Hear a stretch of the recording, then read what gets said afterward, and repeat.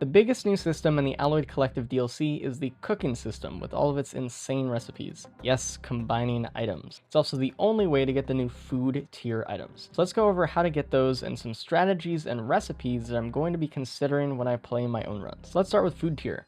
Each food item has its own main ingredient that you'll quickly associate with that item.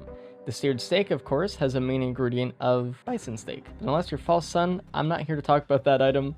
In fact, there's a lot of recipes, so I'm just going to stick to the ones that I think are important for you to know. Let's start with the hearty stew, whose main ingredient is Lepton Daisy, which is great because Daisy sucks. It now has an awesome use case. Combine it with one of these, and suddenly you have a very interesting damage item. I think you should actually save Daisy every run if you see it, and upgrade it if you get the chance. In combination with that is Quick Fix, which I think you should make if you have a stew. Main ingredient is white scrap, weirdly enough, and these are the items you combine with it to make the fix. Last food item is actually the ultimate meal, with its main ingredient of clover.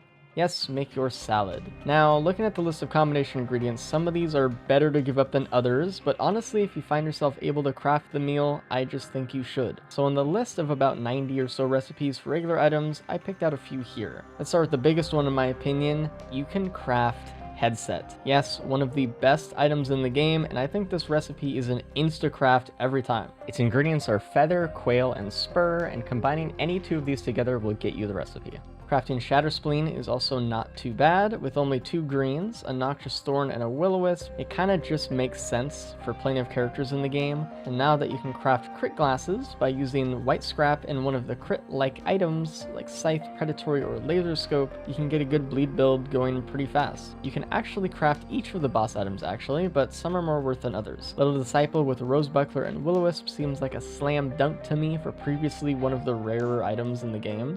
Empty cores with a box of dynamite and a sentry key is really easy. And a charged perforator using an ATG as a main ingredient with either Tesla or capacitor seems worth it to me, albeit at a high price. Mired Urn, while a cheap recipe, just feels like I'd rather use my Lepton for the stew instead. If you want to get a boss item the old-fashioned way, you can also regenerate a gun by using a Hoy and an AP round as well. Alien Head just got more available. I think Deathmark and Infusion is pretty reasonable, even if Deathmark is pretty good these days.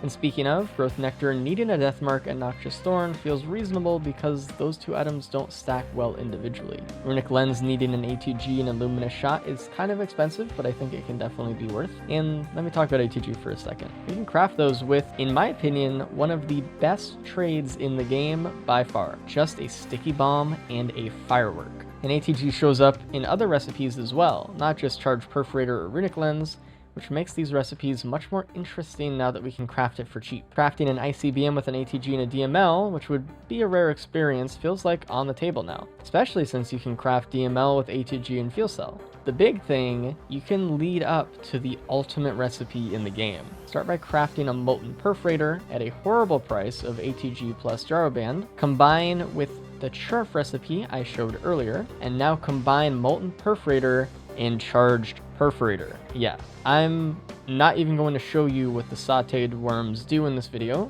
just do it. Ukulele crafts into some really good items, like Tesla by adding a razor wire, or Electric Boomerang by adding a shuriken. Real quick, I just want to flash the scrap crafts that I think are good on screen. Getting 2 green scrap from a red and a green, or a yellow and green, feels like a good deal, especially at stage 5. And turning those red and yellow even into 4 white scrap depends what you're looking for. One thing in particular I'm really excited to craft is my beloved, the Recycler. Though I can honestly say this won't be a common one for me. Needing a Bottled Chaos and a Fuel Cell, I'm just glad the bottle is getting some use these days. And speaking of Recycler, there are some items that I think are generally bad, but have super cheap recipes that are good when you have a Recycler. For example, crafting a Queen's Gland with just a squid and infusion seems like a super easy cost to get a yellow reroll. I think Growth Nectar recipe we just talked about earlier has the same deal, as well as Laser Scope with just Scythe and Predatory, Brainstalks with Bandolier and Guillotine, Neural with Infusion and Leeching Seed, hate to lose those, man. Defense Nucleus, because of course you'd want to craft this item with Squid and Guillotine,